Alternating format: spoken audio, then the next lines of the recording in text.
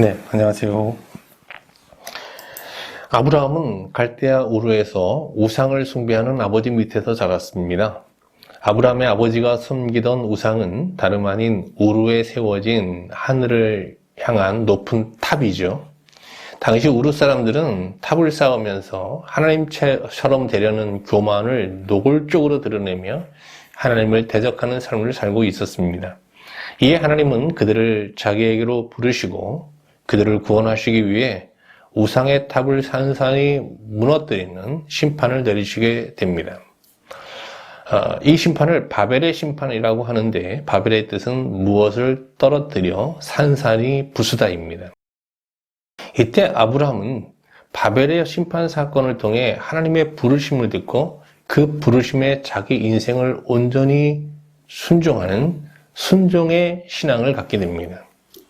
하나님은 순종의 신앙으로 자신을 섬기는 아브라함에게 본토 아비집을 떠나 내가 지시하는 땅으로 들어가라고 명하시며 그로 그곳에서 큰 민족을 이루시겠다고 약속하셨습니다. 자식이 없던 아브라함은 하나님의 명령에 순종하여 본토 아비집을 떠나 하나님께서 지시하신 가나안 땅으로 들어갑니다. 아브라함은 가나안 땅에서 순종의 신앙에 입각해서 나름 신실하게 하나님을 섬겼지만 여러 가지 시험을 받게 됩니다. 그가 받은 대표적 시험은 기근의 시험과 갈등의 시험, 그리고 약속이 지연되는 인내의 시험 등입니다. 이 세 가지 시험을 차례로 겪는 과정에서 아브라함의 순종의 신앙은 믿음의 신앙으로 진일보하게 됩니다. 창세기 15장 6절 말씀을 보겠습니다. 아브라함이 여호와를 믿으니 여호와께서 이를 그의 의로 여기시고, 하나님께서는 아브라함의 믿음을 보시고 그를 의롭게 여기셨는데, 이는 하나님과 분리된 관계가 이제 하나님과 더욱더 친밀해지며 하나가 되었음을 뜻합니다.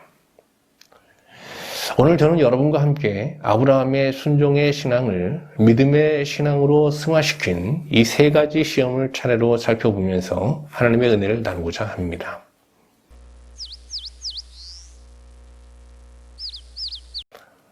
첫 번째 시험은 기근의 시험입니다. 아브라함이 가나안 땅에서 가장 먼저 경험한 시험은 기근입니다. 아브라함은 가나안 땅에 들어가 가는 곳마다 제단을 쌓고 하나님의 이름을 불렀습니다. 그가 그곳에서 여호와께 제단을 쌓고 여호와의 이름을 부르더니 점점 남방으로 옮겨갔더라. 아브라함이 제단을 쌓고 하나님의 이름을 부른 것은 아벨, 셋, 에노스 등과 같은 신앙의 선조들이 가졌던 숭고한 신앙을 계승한 것입니다. 창세기 4장 26절을 볼게요. 셋도 아들을 낳고 그의 이름을 에노스라 하였으며 그때의 사람들이 비로소 여호와의 이름을 불렀더라. 이처럼 아브라함은 순종의 신앙에 더하여서 선조들의 신앙을 계승하여 가나안 땅에서 하나님을 예배하는 그런 신앙으로 하나님을 섬겼습니다. 그러나 가나안 땅에 기근이 들어오자 그의 순종의 신앙은 큰 위기를 맞게 됩니다. 기근이 들자 아브라함은 살고자 가나안 땅을 떠나 애굽으로 내려가게 됩니다. 일반인이 기근이 왔을 때 기근을 피해서 다른 나라로 이주하는 것은 자연스러운 일이겠죠. 그러나 하나님의 명령을 받고 가나안 땅에 들어온 아브라함이 기근을 피해서 애굽으로 내려가는 것은 거의 불신앙에 가까운 불순종의 행위인 것이죠. 근데 그런 애굽에 내려가면서 아내 살에 뛰어난 외모로 인해서 자기 목숨이 위태로울 것을 감지하고 이를 방지하기 위해서 사례가 살에 보고 자신을 오라비로 부르게 합니다.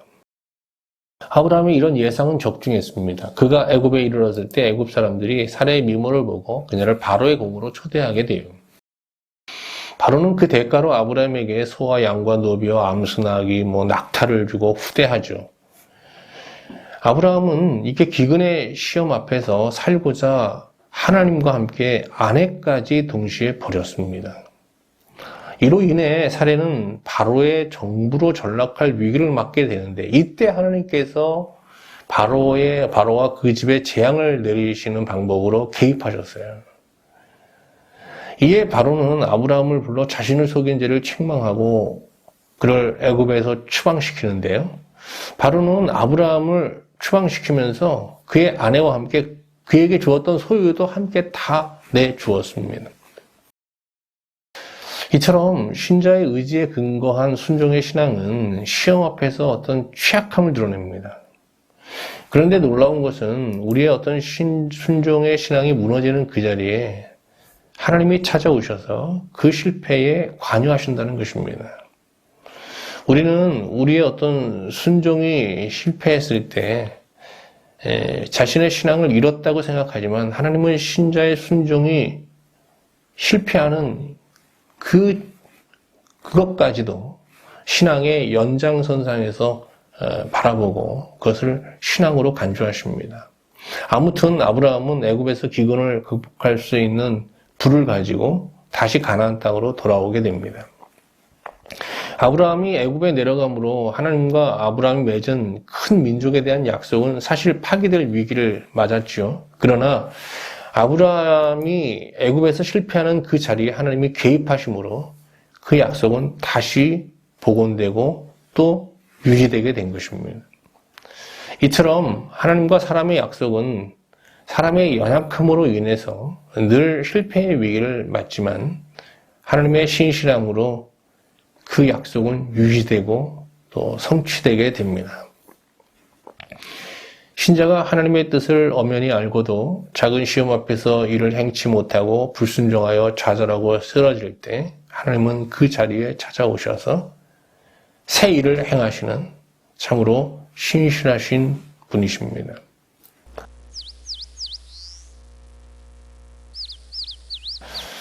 자, 이제 아브라함이 가나안 땅에서 겪은 두 번째 시험을 보겠습니다. 그것은 갈등의 시험입니다.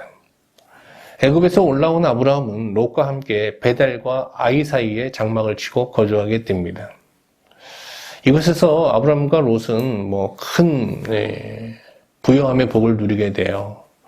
그들이 기르는 가축은 나날이 번성하게 되는데 이로 인해서 두 사람은 그곳에 머물 수 없는 그런 어려운 상황을 만나게 됩니다. 이로 인해 아브라함의 목자와 롯의 목자 간에 다투는 일이 자주 벌어지게 됐는데요. 결국 아브라함은 롯에게 서로 갈라질 것을 제안하기에 이릅니다. 창세기 13장 9절을 보겠습니다. 나를 떠나가라. 내가 좌하면 내가 우하고 내가 우하면 내가 좌하리라. 이에 롯은 눈을 들어서 요단 평야를 바라보는데요. 그곳이 여호와의 동산 같고 애굽과 같이 비옥해 보였어요. 창세기는 그곳은 죄악이 가득한 소돔과 고모라 땅이나 여호와께서 멸하시기 전이었으므로 풍요로운 땅으로 비춰졌다라는 해설을 덧붙이고 있습니다. 롯은 소돔과 고모라 땅을 에덴 동산으로 착각하고 그 땅을 선택해요. 이로 인해서 아브라함은 가나안 땅에 남게 되죠. 롯이 떠나자 하나님은 아브라함에게 나타나셔서 눈을 들어 북쪽과 남쪽 그리고 동쪽과 서쪽을 바라보라고 하십니다. 아브라함이 그 땅을 바라보고 있을 때 하나님은 그에게 두 가지 약속을 주십니다. 하나는 그가 보고 있는 땅을 후손들에게 줄 것이라는 것이고요. 다른 하나는 그 땅에 수를 셀 수 없을 만큼 많은 자손을 주시겠다는 것이었습니다. 그러자 아브라함은 이제 장막을 헤브론 만물의 상수리 나무로 옮기고 그곳에서 하나님께 제단을 쌓고 하나님의 이름을 부르게 됩니다. 아브라함은 애굽에서 올라온 후 가나안 땅에서 이 조카와 롯과 갈등하는 시험을 겪었어요. 아브라함에게 이 롯은 단순한 조카가 아닙니다. 롯은 일찍 죽은 하란의 아들로 자식이 없는 아브라함에게는 정말 자식과 같은 존재였습니다. 아브라함은 조카 롯과 어떤 경제 문제로 인한 갈등을 겪게 된 건데 이 갈등에서 아브라함은 땅에 대한 선택권을 롯에게 양보했어요. 이를 인간적인 차원에서 보면 참 기득권을 양보하는 참 덕스러운 행위로 보이지만 이게 신앙적 차원에서 보면은요 하나님과의 관계보다 혈연의 관계를 더 중시하는 이게 지금 불신앙의 제안인 겁니다. 신학교에 들어갔을 때 교수님들로부터 목사가 되기 전에 신자가 되고 신자가 되기 전에 인간이 되라는 말을 참 많이 들었고요. 신학생 때는 뭐 그 권면을 진리의 말씀이냐 가슴에 새기면서 생활했었습니다. 근데 지금 생각해보면 목사가 되기 전에 신자가 되라는 말은 맞는 것 같은데 신자가 되기 전에 먼저 사람이 되라, 뭐 인간이 되라는 말은 맞지 않는 것 같습니다. 사람이 진정 사람다운 사람이 되려면요, 참 신자가 되어야 합니다. 사람은 참 신앙을 통해 그 존재가 거듭날 때 진정한 사람, 좋은 사람이 될 수 있는 거죠. 그런데 아브라함은 조카 롯과 갈등을 겪을 때 어떤 신앙인으로서 그를 대하지 않고 신앙의 모습을 내려놓고 그냥 좋은 사람으로 그를 대했습니다. 만약 롯이 가나안 땅을 선택하면 어떻게 됐을까요? 그러면 아브라함은 소돔과 고모라 땅으로 갈 수밖에 없었던 거예요. 만약 아브라함이 신앙인의 모습으로 롯과 이 갈등의 문제를 해결하려 했다면 두 사람은 경제적 손실을 감수하면서 가나안 땅에 함께 머물 수 있는 길을 모색했을 거예요. 이처럼 아브라함은 자신의 어떤 부주의한 제안으로 약속의 땅을 스스로 잃을 위기를 자초했지만 또 하나님의 개입으로 그는 그 약속의 땅을 떠나지 않고 머물 수 있게 됩니다. 이는 하나님께서 롯의 눈을 가리셔서 멸망할 소돔과 고모라 땅을 에덴과 같이 이제 보이게 하셨기 때문이죠. 이처럼 아브라함은 하나님과의 약속에서 거듭 실패하며 하나님과의 약속을 파기할 위기를 자초하게 되는데요. 그러나 그때마다 신실하신 하나님은 그 실패의 자리에 찾아오시고 개입하셔서 언약을 유지시키며 또 이를 성취해 나가셨습니다. 기본적으로 하나님의 자녀로 택함받은 신자는 아브라함처럼 다른 사람들로부터 좋은 사람으로 평가받을 수 있어야 합니다. 그러나 그것이 신자에게 주어진 주 사명이 아닙니다. 신자에게 부여된 주된 사명은 하나님을 찾지 못하고 방황하고 있는 세상에 온전한 신앙을 계시하는 것이거든요. 좋은 사람이 되기 위해서 신앙을 뒤로 감추는 것, 이것은 하나님이 보실 때 믿음으로 행하지 않는 죄가 될 수 있습니다. 우리가 참 신앙인으로서 사람들에게 좋은 사람이 되려고 해야 하는 것이죠. 자, 이제 아브라함이 가나안 땅에서 겪은 세 번째 시험에 대해서 살펴보겠습니다. 그것은 약속이 지연되는 인내의 시험입니다.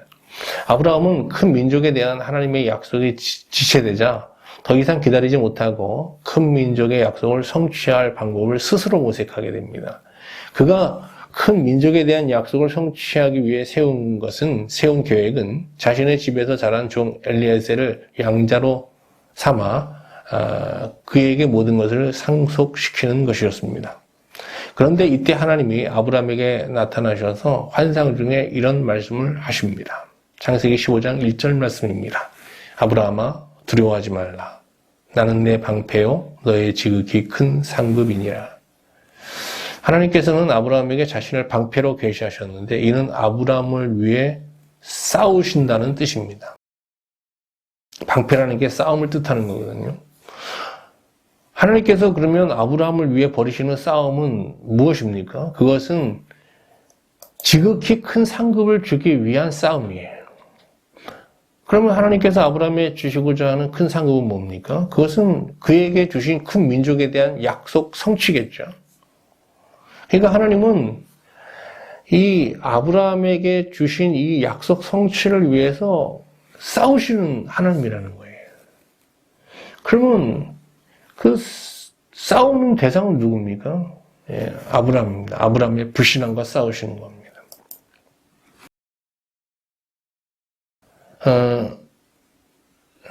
하여간 하나님께서 이렇게 말씀하시자 아브라함은 이렇게 대답해요. 주 여호와여 무엇을 내게 주시려 하나이까? 나는 자식이 없사오니 나의 상속자는 다메섹 사람 엘리에셀이니이다. 이는 이미 아브라함이 그의 집에서 자란 종 엘리에셀을 양자로 받아들이겠다는 뜻의 말입니다. 이에 하나님은 엘리에셀이 아닌 그의 몸에서 난 자가 상속자가 될 것이라고 분명히 말씀하십니다. 그리고 아브라함을 밖으로 데리고 나가 하늘의 별들을 보여주시면서 하늘의 별들을 셀 수 없듯이 그의 자손들이 셀 수 없이 많아질 것이라고 말씀하시면서 이것을 믿냐고 물으십니다. 이때 아브라함은 자신의 믿음 없음을 회개하면서 믿는다고 고백하죠. 이에 하나님은 아브라함의 믿음을 보시고 그를 의롭게 여기시게 되는데 이는 그와 보다 온전히 하나가 되셨음을 뜻합니다.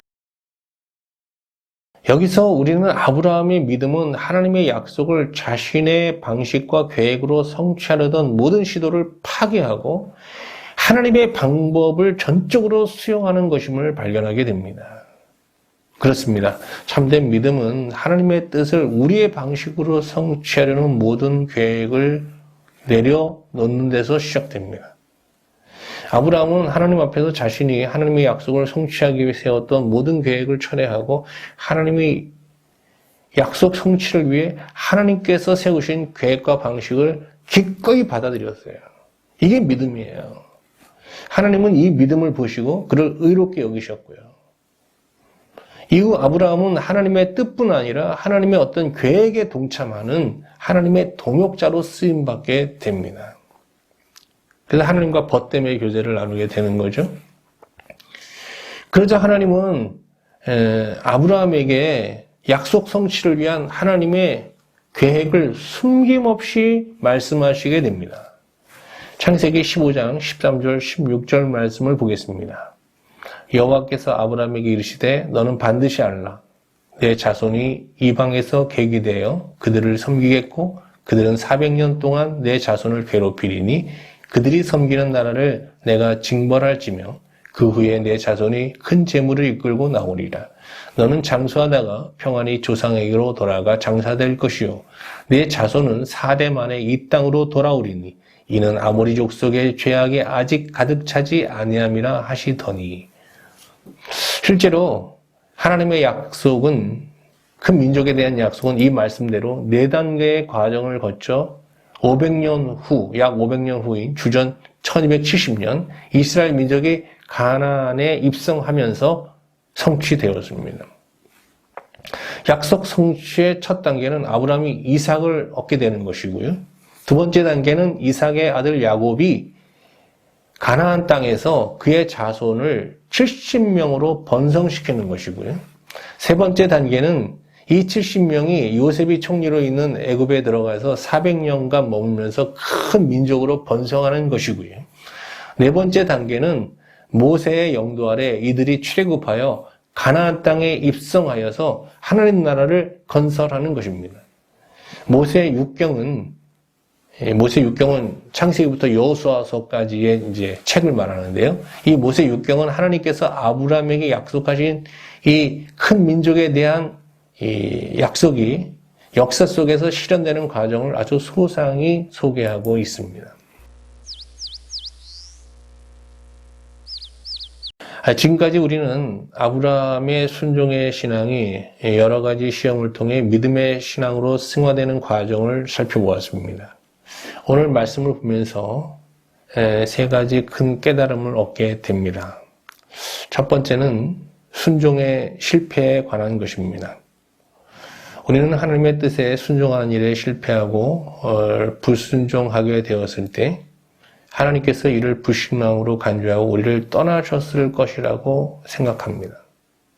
그러나 아브라함의 순종에 실패한 자리에 어김없이 찾아오시는 하나님을 보면서 우리가 신앙적으로 실패한 자리가 정말 하나님을 이름을 부르며 하나님을 찾아야 하는 참된 예배의 자리임을 깨닫게 됩니다.